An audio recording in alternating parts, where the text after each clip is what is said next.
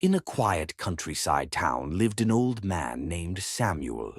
His hair was silver, his hands were wrinkled, and his back was slightly bent by time.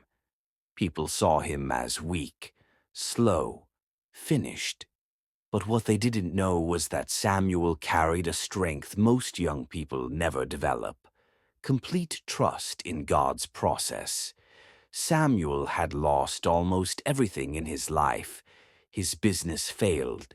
His wife passed away. His only son moved to another country and never returned.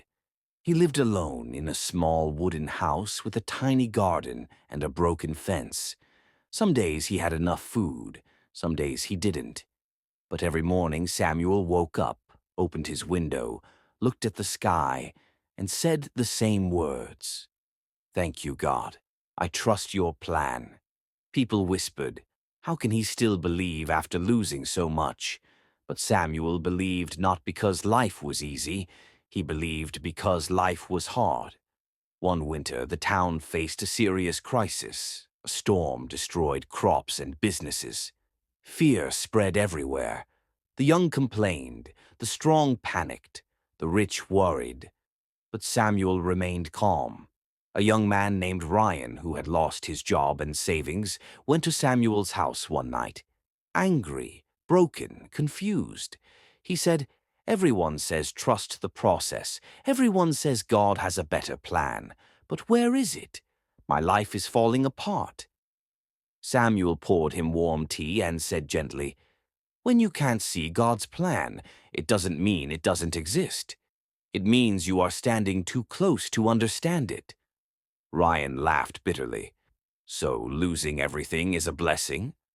Samuel replied, "Sometimes God removes what we depend on to show us what truly supports us." Samuel took Ryan outside. They stood under the cold sky. He pointed at a field where nothing grew. "In winter, this land looks dead, but underground, roots are growing stronger. You call it loss. God calls it preparation." Ryan stayed silent. Samuel continued, "Faith is not believing everything will be easy. Faith is believing everything has purpose." Weeks passed. Ryan started visiting Samuel daily. He helped him fix the fence, clean the garden, chop wood. Slowly, his anger faded. His heart softened. One day, Ryan asked, "Samuel, what was the hardest moment of your life?" Samuel closed his eyes. "The day my wife died, I begged God to take my pain. He didn't. Instead, he gave me strength to carry it." "Why?" "Because strength lasts longer than comfort." Another day, Ryan asked, "Why didn't God save your business?" Samuel smiled. "Because I was worshiping success more than him." Ryan was shocked. Samuel said, "Sometimes failure is not punishment, it is redirection." As spring arrived, something beautiful happened. Samuel's small garden, which everyone ignored, began to grow stronger than any other land. His soil was richer, his plants healthier. People were surprised. "How is this possible?" Samuel said. "I never rushed the process. I trusted the season." Soon villagers came to him for advice. The same people who once pitied him now respected him. Ryan found a new job, not bigger but better, peaceful, stable, meaningful. One evening, Ryan said, "You were right. Losing everything didn't destroy me. It rebuilt me."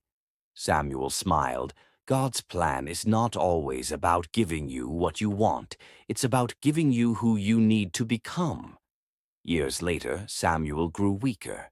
One night he called Ryan and said, "My journey is ending soon." Ryan cried, "But I still need you." Samuel held his hand. "You don't need me. You need what I taught you." "What is that?" "Trust the process, even when it hurts, especially when it hurts."